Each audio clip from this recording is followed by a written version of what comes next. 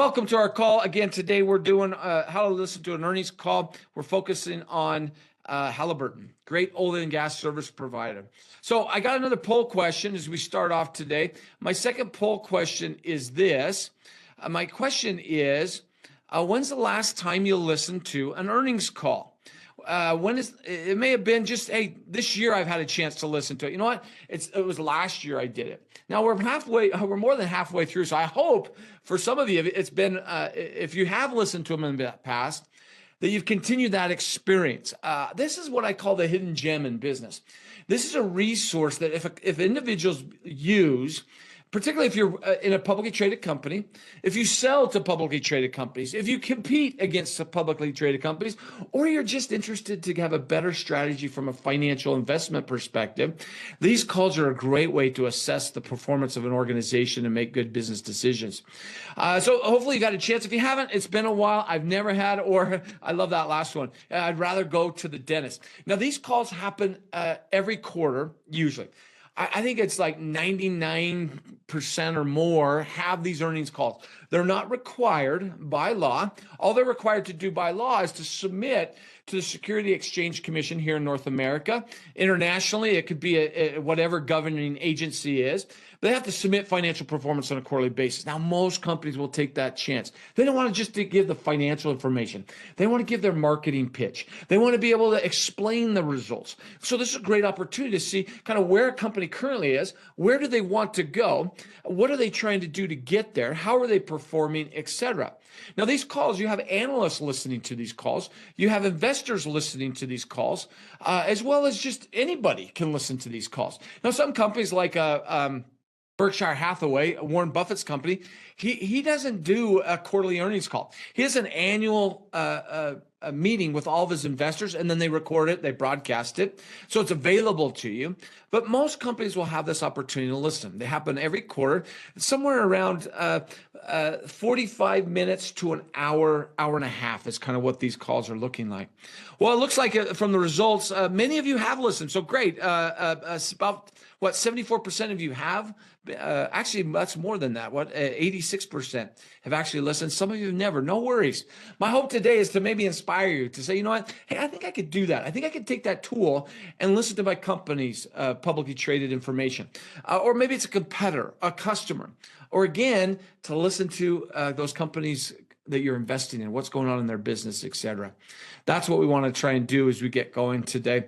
So with that in mind, well, let me go ahead and jump in. So these calls happen on a very regular basis. Even with these calls, there's some statistics that are kind of interesting. This statistics, 95% of employees do not understand their company's strategy.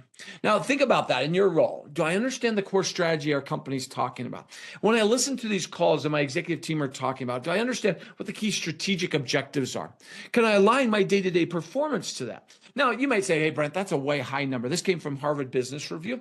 In the end, it may be a lower number, but there's many of us, we get so focused on our individual area, we rarely step back and get that big picture perspective. That's what these earnings calls are all about.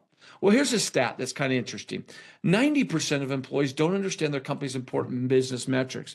If I had a list of 12 of your key company metrics like free cash flow, earnings per share, return on capital employed, would you be, if a colleague, a peer, but maybe you're a manager, if a direct report came to you and said, what are those metrics? Why are they important? How should I think about them? Would you be able to answer that? Now, hopefully so, no worries if you have. But the idea is this is a chance to learn. What are those key metrics and measures? Why are they important? But more importantly, what can I do to impact them? These calls are a chance to listen. What are they talking about? What are the analysts asking? Where are they questioning around our key metrics, our performance, etc.?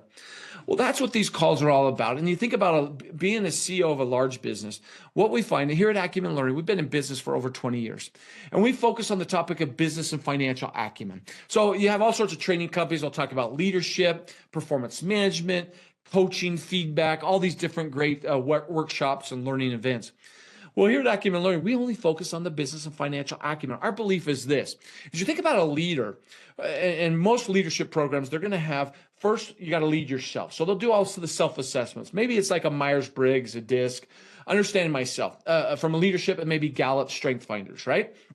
The second thing they want to do is lead your team. or lead part of your team, right?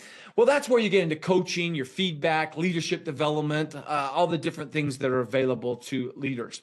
The third part of a typical leadership program is leading the company. Now, after working in this industry for 27 years, I spent a lot of time on leading self and leading others. The biggest differentiator I've found that really drives two things. Number one, engagement.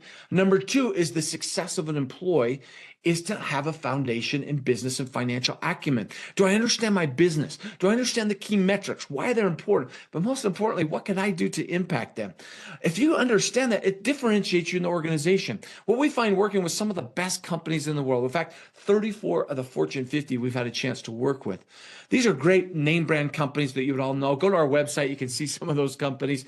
But what we find is senior leaders are doing everything they can to squeeze it all out of the financial statements, create greater cash flow, greater profitability for the organization.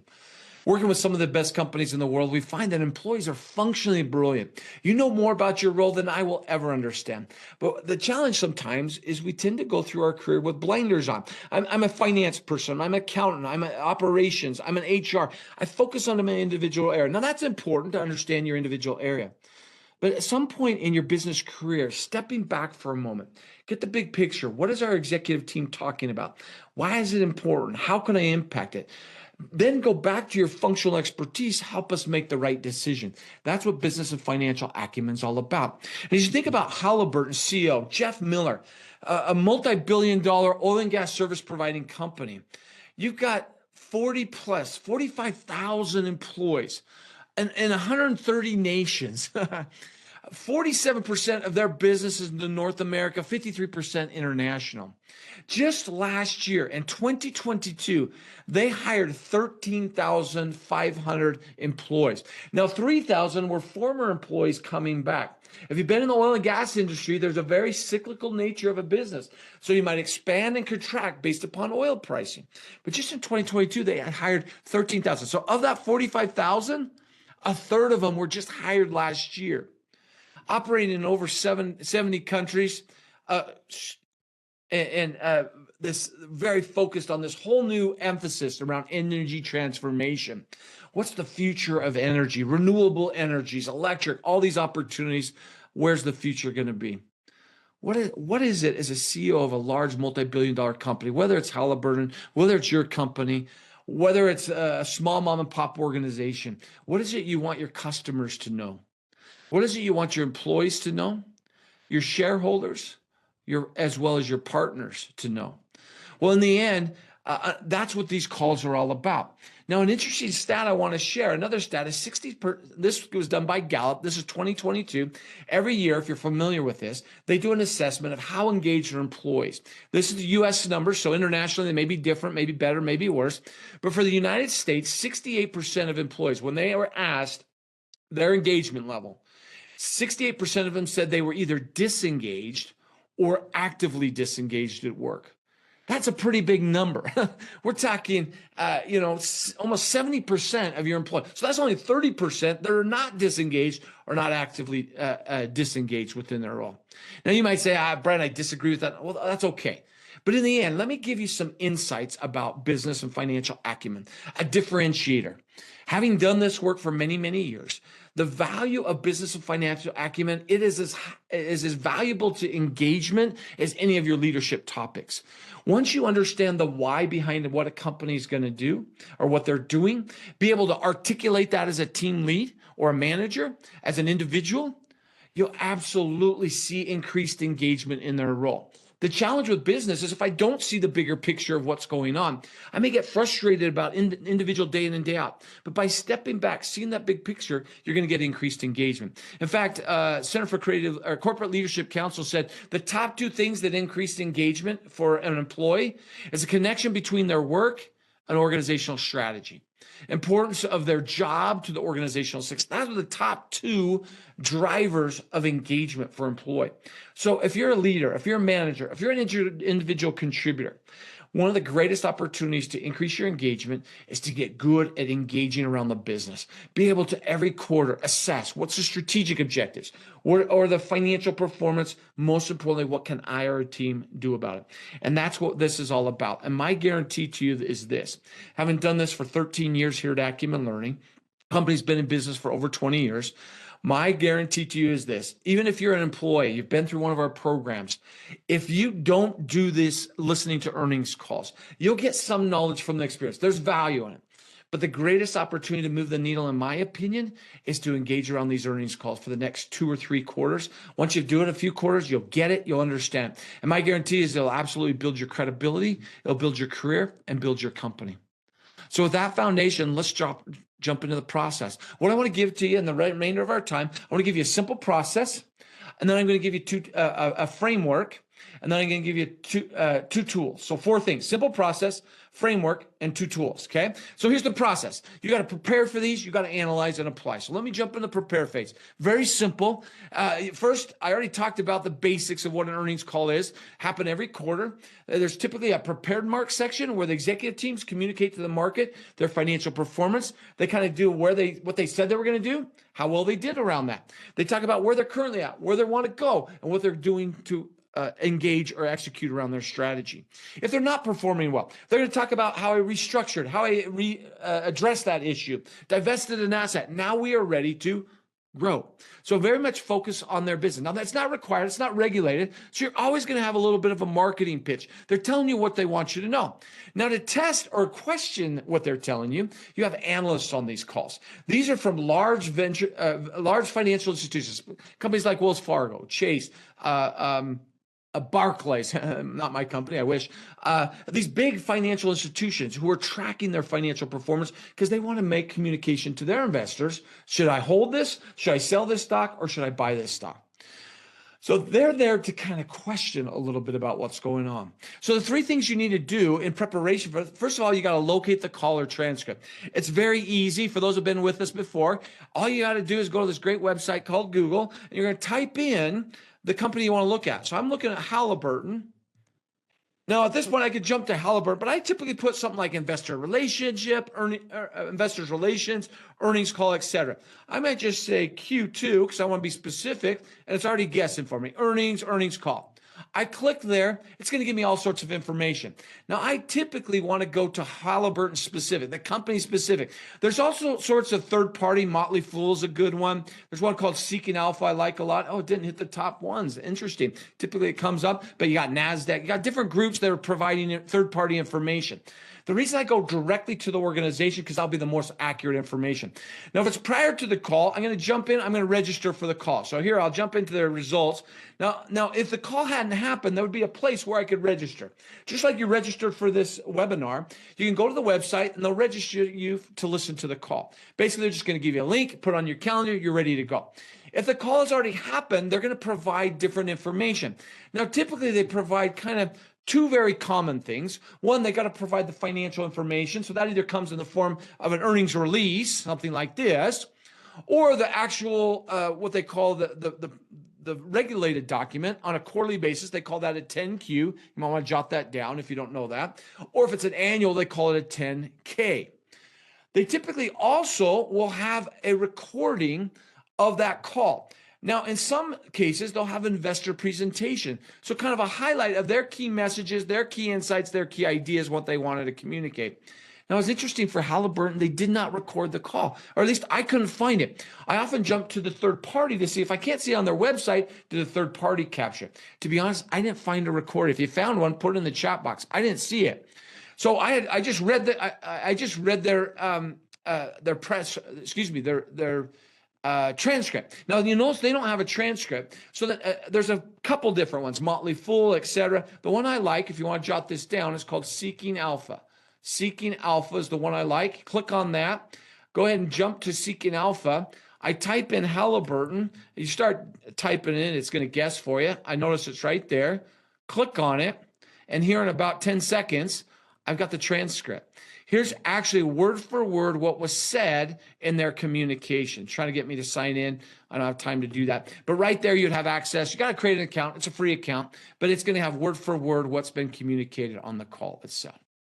So folks, that is the first thing you've got to do. You've got to access it. If it's pre, you're going to register for the webinar. If it's post, you're going to go to their website and access some of their information.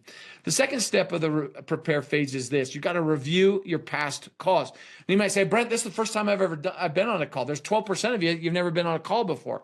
That's okay. A couple ways you can do that. I can go back to that same website, Halliburton's website. Oops. Let me just go back here.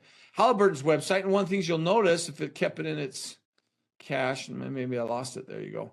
Right here, I can go right here. I can see Q1 presentation. I can review their financial performance. How did they perform? Well, here's their cash flow statement. So I can do it that way. Now, don't worry. I don't want to put a bunch of work on you. Just go and listen to the first one. And at the end of using the tool, just keep the tool. So then in the next call, you can then review what your notes were from the first call and be able to say, did they improve? Did they not? It's a great way to look at that.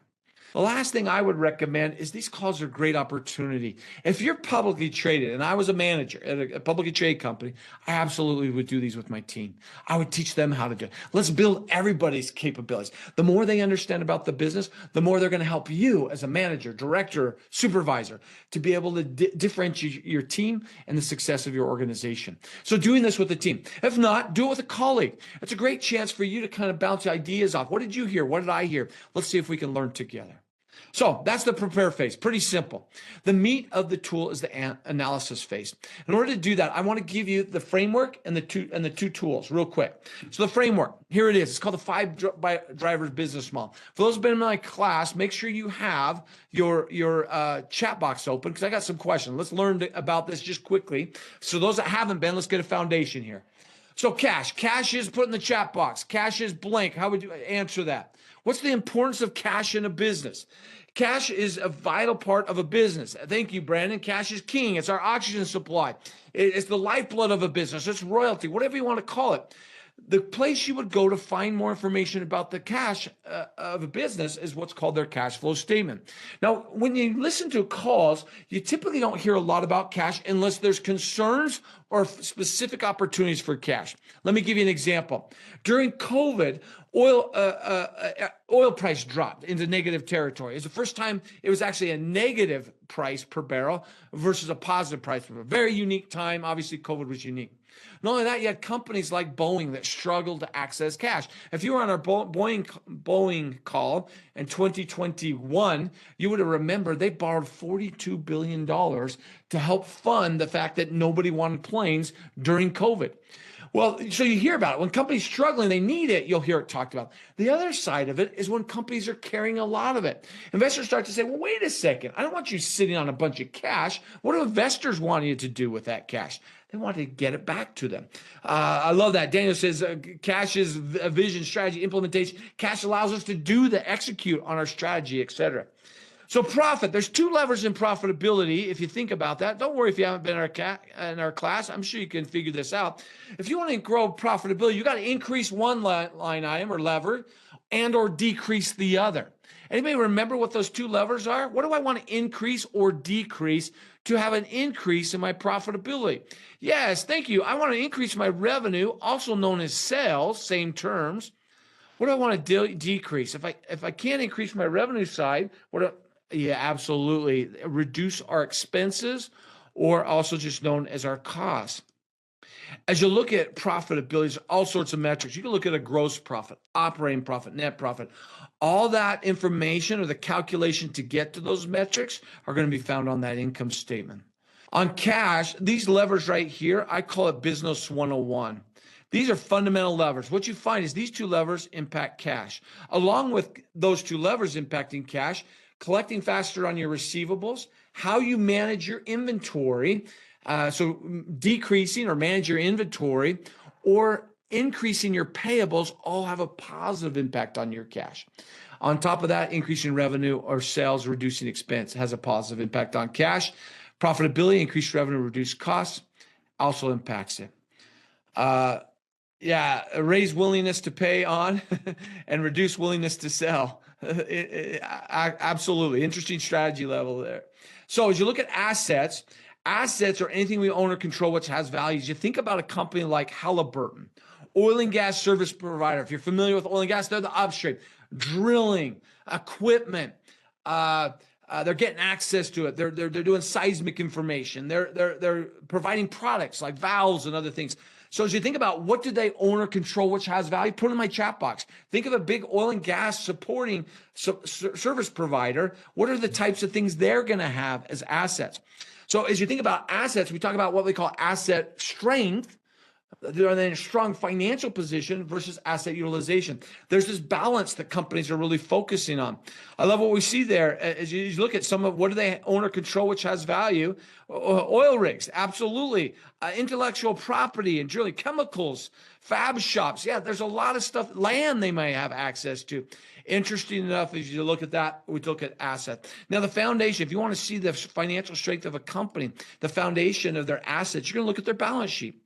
Growth is then what investors expect. They're driven by. Executives are driven by this. Even us as employees were driven by that. Of course, people are what makes it happen. So this simple framework is a simple way for you to think about business, talk about business, or execute on business.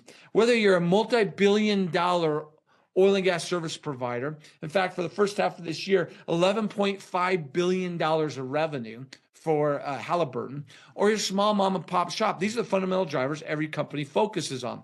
So what I want to share with you is how do I use that 5 drivers to assess both the strategic focus of a company through this tool called the executive alignment, and then from a financial tool called the navigating the financial. So let me walk you through them. The first is called the executive alignment. Again, you'll get access to this at the end of the call today. And all you're going to do is listen to a call, review it, read this transcript, however you access it. And the first assignment is to capture how many times do they talk about each one of these drivers. Now, don't worry. If you haven't been through our program, you're like, well, what do you mean by cash? We all know kind of what cash is, but how do they think about it from a business perspective? We give you a little definition. Then you might say, well, I get the definition. I know what it is, but when I listen to these calls, I hear all these terms. I don't know that I connect what's cash, what's profit, assets, growth, or people. No worries. We give you examples. In fact, I call those kind of trigger words. If I hear them talk about sources, uses of cash, so dividends or distributions, stock buybacks, debt, that's all going to be cash. If I'm looking at profitability, I hear sales, revenue, pricing, volume, EBIT, EBITDA, SG&A. These are all things I'm going to think about from a profit perspective. So you don't have to be an expert, don't have to be through our class to get the basic idea. Once you've done it a couple of times, you'll be very comfortable.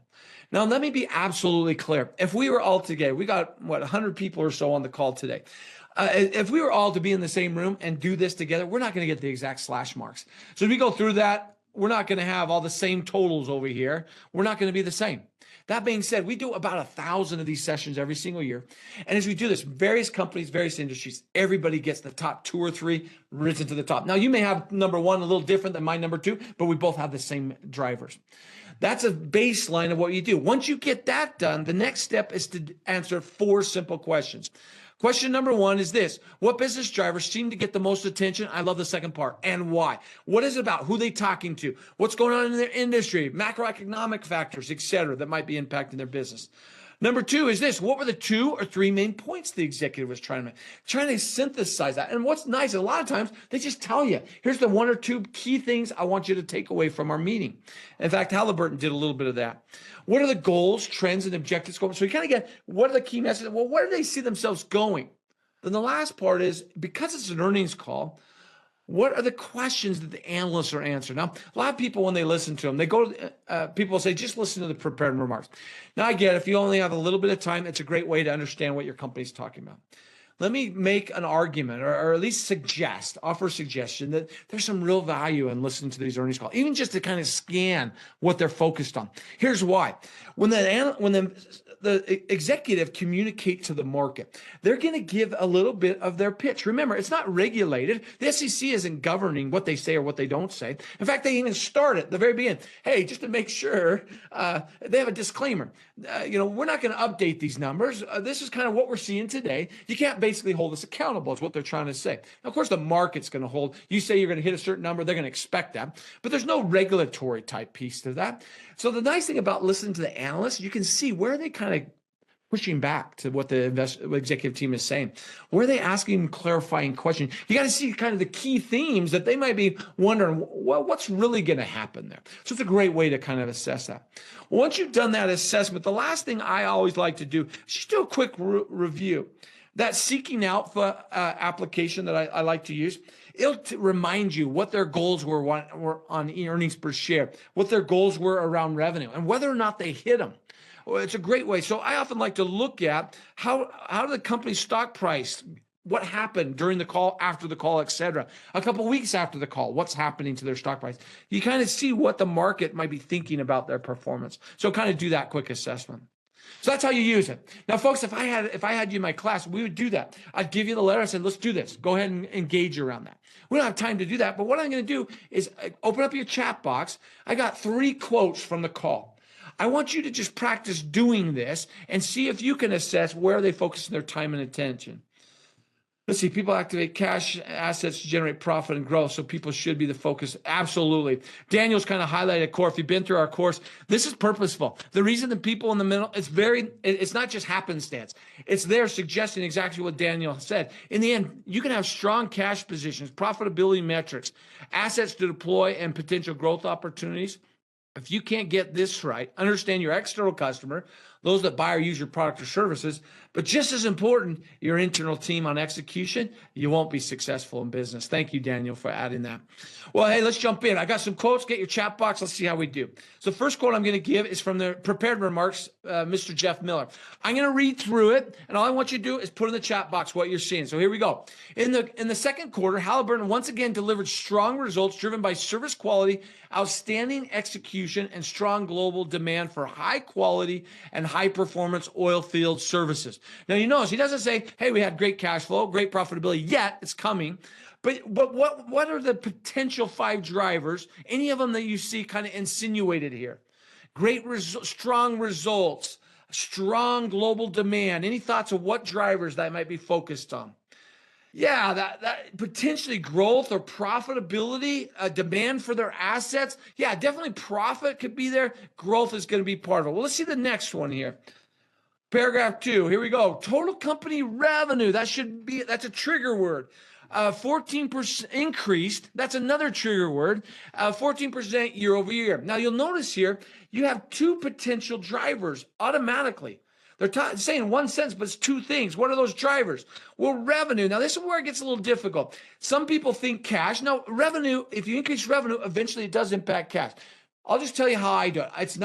I'm not the end all. Whatever works for you, it's no problem. So if you put cash, it's fine. I typically think of revenue as a profit driver. So I say profit, and then what does increase say to us? Revenue increased by 1%. What's the driver? Yeah, oh, Daisy has it there. Growth, absolutely. So you've definitely got profit, could say cash, and absolutely growth. Operating income, that's actually another name for profit is income or earnings. So immediately I'm thinking profitability. Again, growth compared to our second quarter of 2022. Adjusted operating income.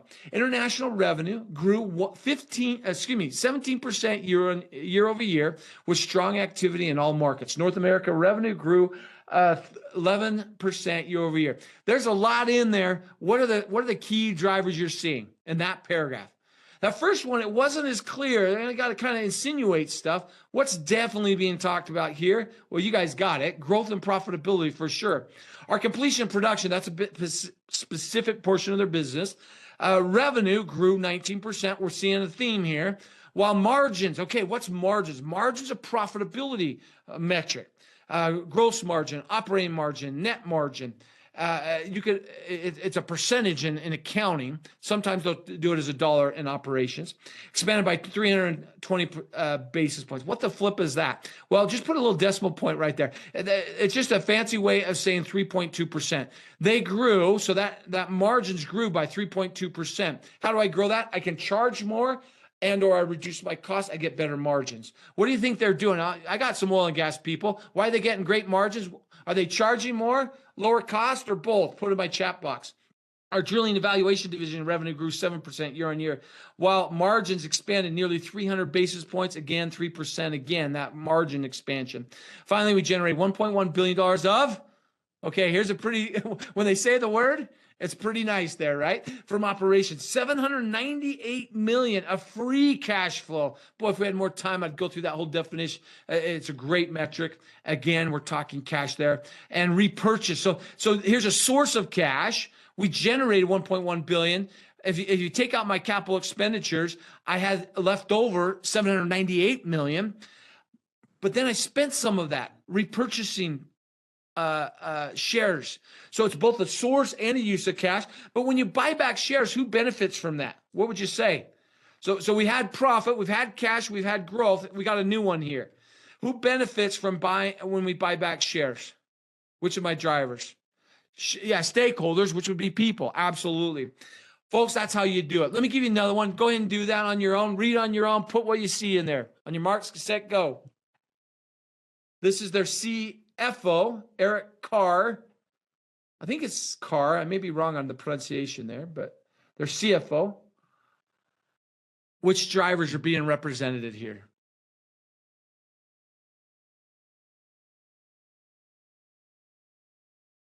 I'll underline some key things that might be trigger words for me.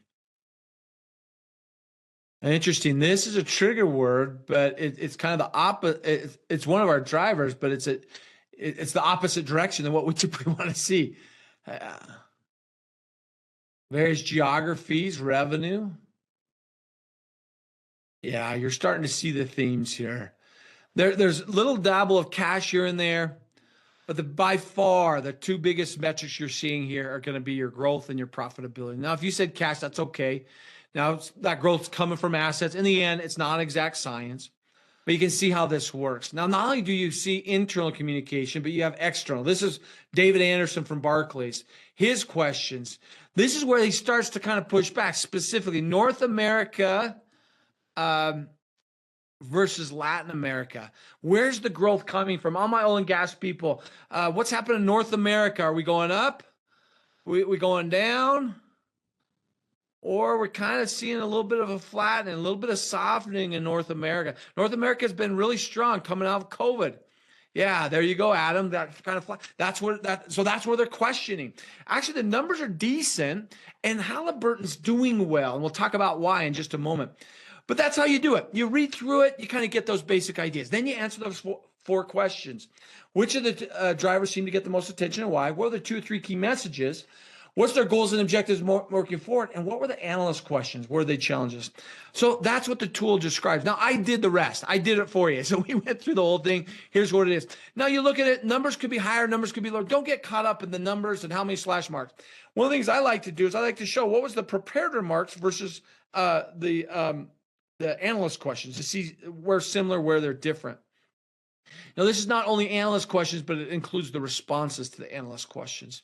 But overall, you're going to see we've got right here, we've got growth as a key driver and profit a key driver. You saw it in the 2 or 3 paragraphs that I had here. Well, so here's the tool. You're going to go through and answer those. Which business drivers seem to get the most attention and why? What are the 2 or 3 key messages? Goals and objectives going forward, and the key questions. Let me walk through each one of them. I did it. Here's what I saw. If you happen to listen to them, go ahead and add your commentary in the chat box. But first of all, growth and profitability. I absolutely saw that, and you could see that in what I just shared with you there. So what are some of the things? Growth in revenue across North America, Latin America, and Middle East. Although we are seeing softening in North America, they did grow in the first half of this year. But the real growth opportunities, where they're seeing a lot of growth, is right here, Latin America, Middle East, Asia with strongest growth in Middle East and Latin America. There's another location. It's offshore. You're starting to see offshore come back. If you've been in oil and gas, kind of slowed down there, we're starting to see some restarts on that. What else do we see? The idea of revenue is up as well as margin are up. What's happening? They can charge a higher price for their products or service. Why? Well, as we see oil prices increasing, the demand for it increases. Well, what happens in North America, for example, at one point earlier, and they're starting to see some softening, but you go into 2022 and into 2021 a little bit, you kind of see the restart of all that. And demand to get things up and going was very high. So they could charge a premium for the products or service they have available. Now, in the softening that they're seeing, they're doing something unique that allows them to get more of the market share. So as I'm seeing less and less demand in North America, or the softening happening, I'm not able to charge as big a premiums. How can I get more of that market? We'll show what they did there in just a moment. But revenue's up. Demand for technology. This is a big part. If you're on this call thinking oil and gas, old school, it's a very kind of blue collar. Yes, that's still a part. But guess what? In the energy transformation that's happening, moving from fossil fuels to renewable energy, new energy opportunities. That's a big part. And technology is playing a huge event. We all talk about AI, right? Chat GPT. What's the other one? Bart? Is it Bart? I can't remember. Google's version of that. Bard. Is it Bard? Bard, whatever it is. All the fancy, well, guess what? AI is absolutely in the oil and gas industry. They're able to use e-fleets, electric fleets that allow them to execute lower cost, lower impact to the environment. Their technology is allowing them to drill deeper. Longest well ever drilled, 51,000 feet, using their technology, iCruise, iStar, and Logic. Now think about it. If demand is changing, the cost to run a diesel rig versus an e-fleet, very different in cost structure. The more efficient you get, if my pricing is going down, but I can do it more efficiently, so my costs get reduced, I'm seeing improvement. The efficiency of decision-making with AI, it's incredible to see what they're able to do. Yeah, I'm sorry, burning natural gas is cheaper than burning diesel, greater profit, absolutely. So natural gas plays. In the end, this whole transition is happening. These oil and gas companies are becoming tech companies with technology that advances the efficiency, the effectiveness, and lower cost to the environment. So it's interesting to hear that growth opportunity that they described in the first half of 2022. So growth, a lot of growth from the idea of just the core margins, different areas are growing, and the demand for technologies is how Halliburton is growing. If I can do it more efficient, so this Zeus E-fleet pumped 10% more hours than a diesel electric drill. Technology allows you to do stuff that you weren't able to do. Now, we've seen this in manufacturing. You go into manufacturing plants today, you got all sorts of robots doing all sorts of stuff. And we're not too far away where technology is allowing AI and other things to advance the success and lowering the cost to produce and provide products or services in the oil and gas industry. So that's the first question. Question number 2, what stood out to me? What are the 2 or 3 main points? Well, there's lots of points. I actually did 4 because I liked all of them. Now, you may say fine tune them a little bit, but here's 2 for sure. International strategy works, North America works. Again, this is a bit of their marketing thing. Hey, look, I got 47% North America, 53% international. Now, they used to be 60-40 North America, 60% North America. Why are they shifting international, all my oil and gas? Well, that's the big opportunity. We saw earlier, international, Middle East, Latin America, that's where you're seeing a lot of opportunity and growth.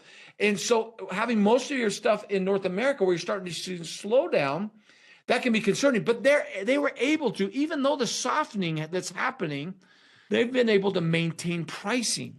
Why? Because of their technology, the efficiency of what they're doing. Remember, all their margins, most of their margins are improving.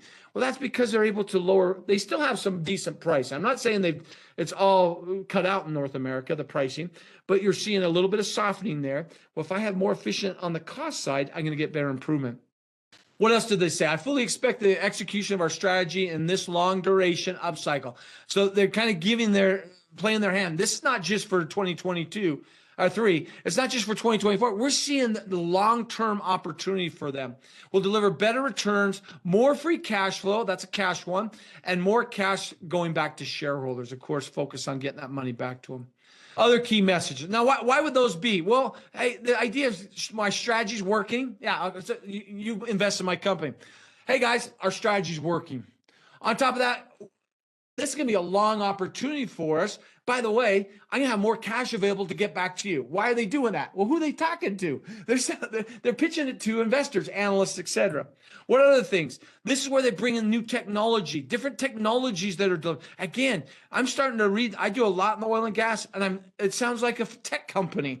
Our drilling and LWD line, it's where they track it as they're drilling. Help me out, LWD. Thank you. Logging while drilling. Thank you, Adam. Technology platforms deliver better. And it's not just them have them. By the way, other companies have that as well. Schlumberger and others will have that. But that's a real differentiator in the market right now. Delivers better reliability, data capture, efficiency. So getting information as you're drilling to get exactly what you're going after, where you're at in the process, how to think of. There's so much technology engineering that goes goes into oil and gas. It's amazing to look at that. Finally, across all product lines, automation, remote operations. Think about that. Remote operations are beginning to transform service delivery, driving higher quality and reliability while lowering the total cost of service delivery. Now, of course, that's their messaging. That's the key message. Hey, we're doing a good job. Our strategy's working. The future's bright. We got all this technology that's helping us to do it more efficiently, more effectively, and it allows us to get a better experience for our customers. So where do they see themselves headed? Here we go. First off, let me move my chat box here. Goals and trends. Commodity prices remain attractive. Even though we're seeing softening in North America, they're still pretty good price. I checked today. Brent crude is at $86 a barrel. WTI, which is in North America, and they got also, you could look at Louisiana light if you wanted to. It's about $82 a barrel. That's still pretty good pricing. What you'd want to look at is, so if I can charge call it $82 to $86 a barrel, what does it cost me? And if my costs are only $25 a barrel to maybe $40 a barrel, that's a pretty good profitability for them. When I talk to the idea, so the future, right? Pricing is good. Customers, they expect the work to do more, not less. Many of our active plans extend into the next decade, 10 years. Overall, I expect the upstream. Upstream's a big focus in oil and gas. It's basically where they find it, get access it, drill it. That's what Halliburton helps them with, is to grow in 2023 and beyond. Halliburton's strategy is to deliver profitable international growth. So again, trying to be a bigger player in the international. Why? That's where the growth is. We are clear in how we do this through differentiated technology. So the technology is another play. Selective contract wins and unique collaboration approaches working with our customers. And then finally, our value proposition to collaborate with engineering. This is where you're really seeing some differentiation, I think. And again, many of these service providers are doing this with engineering solutions and maximize asset value for their customers. When we talk about assets in our course, we talk about what do you have and how do you use what you have. And the more efficient you're able to use your assets, the better profitability you're going to generate, the better cash flow. And that's what they're really doing in the oil and gas service provider, being more environmentally responsible, more social responsible, on top of technology that makes you to be effective and efficient as you can. It's really helping them to sustain a long-term play at oil prices at north of $80 a barrel. By the way, even at $70 a barrel, they're making good money. This is the source of our competitive advantage. Our value proposition creates an environment where our customers and Halliburton collectively perform better. It's a partnership in what they're trying to do and where they're going. Well, let me wrap up this tool, and then we'll get to that second tool, and we'll wrap up for today. So here you go. Key questions or concerns. Overall questions and concerns. The things that stood out, the North America, again, 47% of their business, their resources, their equipment is in North America. We're starting to see slowing down or softness in their pricing. Again, they've had some great pricing, so it's not like we're way underperforming. So that was a question. International offshore growth. Okay, so you're so focused here. What about that international? What are you trying to do? And thus that last comment, right, that we just read, this idea of international, profitable international growth. They're trying to speak to that, to the market. But the market's analysts are kind of saying, well, wait, I see what you're saying, but let's talk more about that, right? This idea of e-fleets and technology. One of the ways they've been able to combat the softness is their e-fleets. I know I got to have some Schlumberger people on the forum. Tell me more about e-fleets. Is it something unique to them? Is it something I know we have technology, but I don't know that I'm as familiar with that. But anybody from Schlumberger, Baker, Weatherford, tell me more about e-fleets if you can. Shoot me a private message. But this is a big part of what they're talking about. It's electronic fleets. So instead of diesel, they're using electronic, lowering their carbon footprint, efficiency, innovation, technology. Now, every company I know has the technology. There's been a lot of investment in technology. But this e-fleet seems to be something that they're talking about, but analysts are asking a lot of questions around, which was kind of interesting. Well, folks, that is the tool. Cash and cash flow was the last part of their conversation. So as you look at this point, what do I have? Well, I know they had a good quarter. They've had a good first half of the year. There's some potential risk as we think about North America. That being said, their technology, their e-fleet approach is really revolutionized how they think about their business. And they're generating a lot of cash and have a lot of cash available for their investors, which is a good message. They hit on their earnings per share, but they missed by 62 million on their revenue generation for the quarter. So I got that information. When I can see what they've talked about strategically, where they want to focus, how do they perform? Can I see the scoreboard? Well, you don't have to go through our class to get it. I've got a quick tool, and this is how it works. On the left-hand side, you have the 5 drivers: cash, profit, asset growth, and people. Now, what we provide in our tool is some of the most common metrics or measures a company looks like. Now, these are the ones that every industry typically will look at. That being said, you can always find out what their key metric is by listening to their call.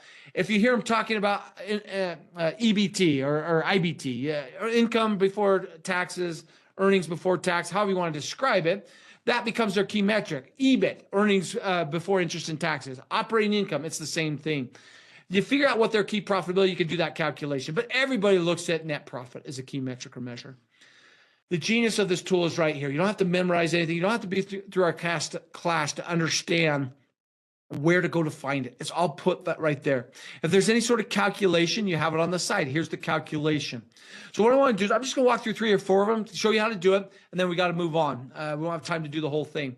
But let's start with that cash and cash equivalent, just to make sure you're comfortable using that. Yeah, Adam, I'm very familiar with this fracking electric equipment. That's interesting. What I'm hearing with them is drilling. It's actually drilling rigs that are electric, all electric, which is kind of interesting. New thing for me. But anyways, so let's go back to this. So if I want to find cash and cash equivalent of Halliburton, based on my tool in the chat box, tell me, where would you go to find that? Make sure you and I are on the same page of how to use this tool. Please join us. We just got a few more minutes here. Where would you go to find it based on the tool? Excellent. So, Kevin, you're actually correct. You can find it on the cash flow statement. The most common place you go to look is the balance sheet, though. So we're going to go to that balance sheet. I'm going to show you right here. If you were in my class, you'll remember that the balance sheet is listed by those things that are most liquid down to least liquid. So, of course, most liquid is going to be what? The cash. It's already cash. So how much cash were they carrying? We're looking for cash and cash equivalent. Put it in my chat box. You can see it on the screen. How much cash did they have on hand at the end of June 30th, 2023? Put it in my chat box, will you?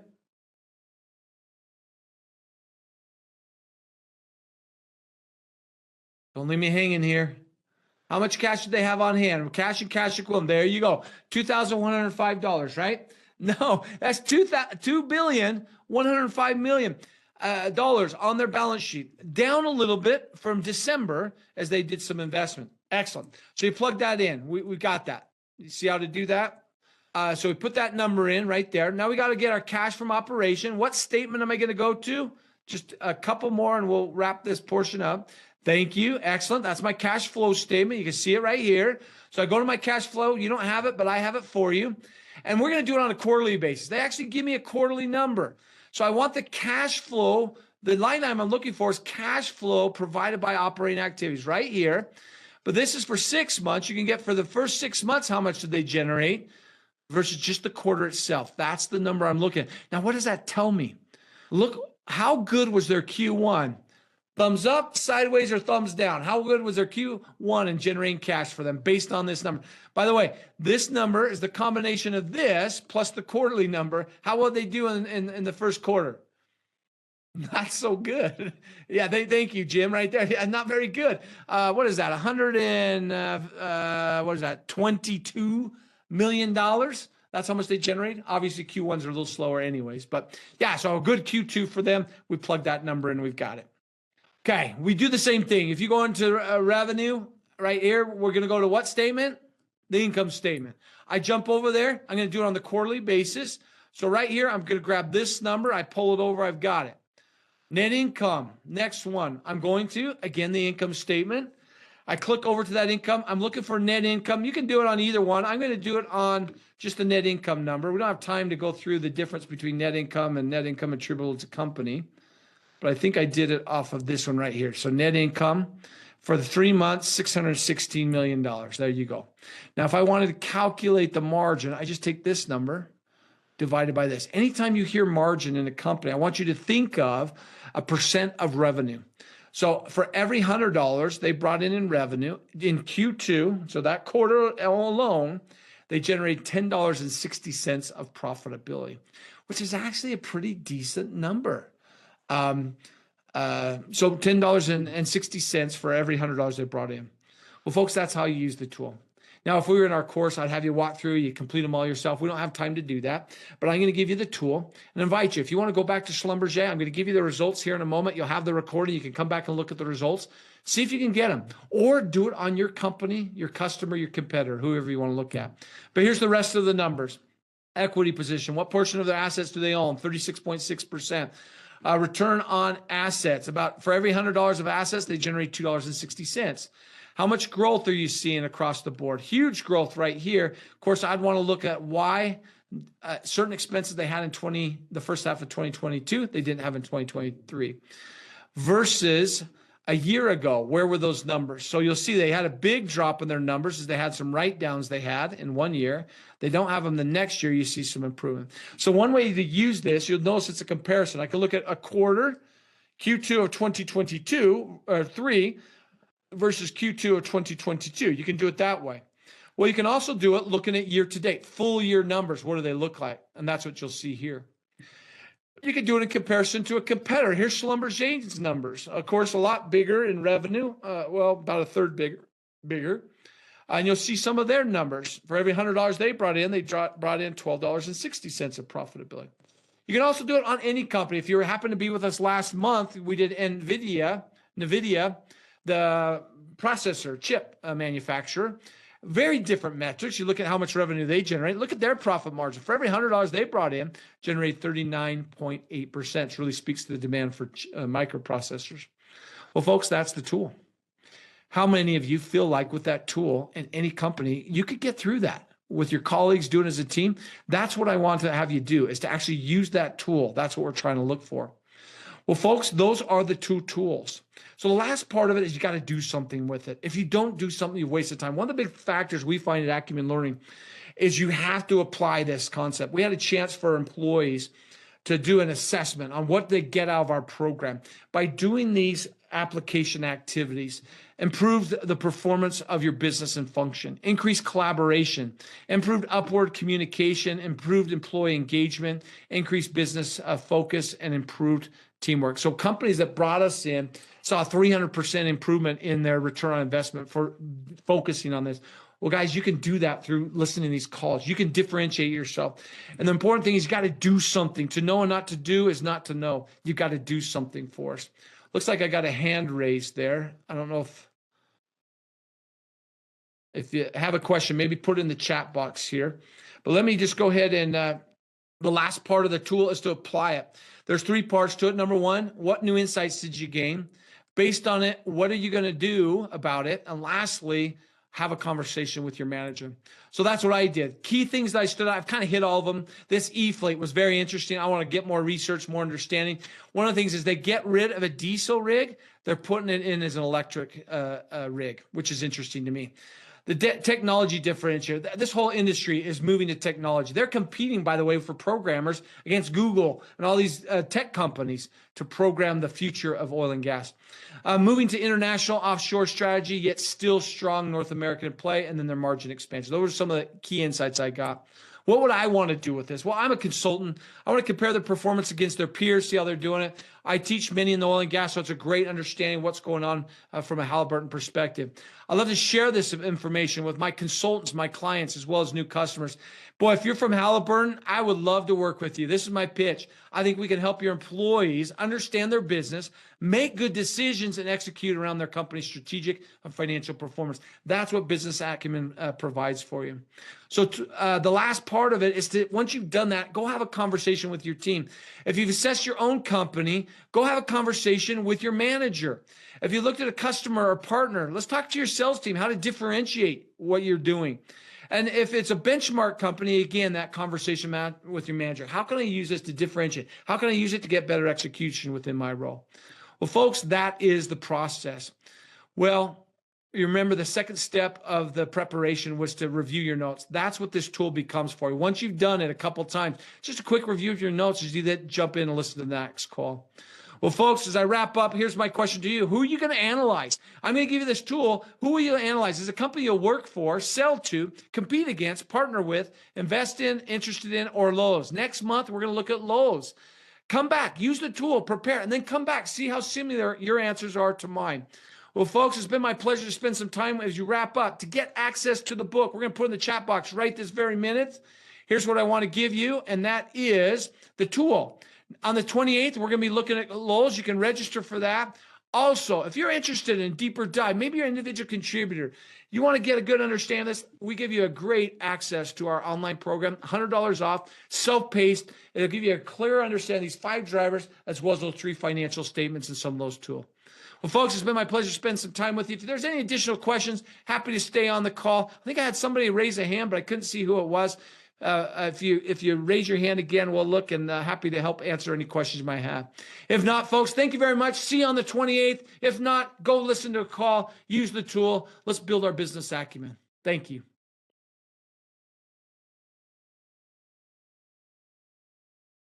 Let's see, Annabelle, Liberty Energy, our public companies utilize electric and our natural gas powered pumping equipment. That's awesome. Adam, love to, it sounds like you got a great background. Love to pick your brain a little bit at some point. I've heard a lot of that. The thing that was interesting to me, it seems like these e-fleets are full rigs, like the whole program. So not just pumping or certain parts of it, fracking or whatever. It's interesting to see. And again, it doesn't surprise me by any means, but it's interesting to see that. Obviously, the technology I see across all the companies and the investment that way. So that's quite interesting for me. Yes. All pumping equipment, even wireline equipment, being electrified. Very interesting. Adam, that's very interesting. Thank you. Adam, what company are you with? Liberty. Excellent. Excellent. We'll love having you, Adam. It's good to see that. The whole industry is transforming. It's interesting to look at the new energies and what's going on.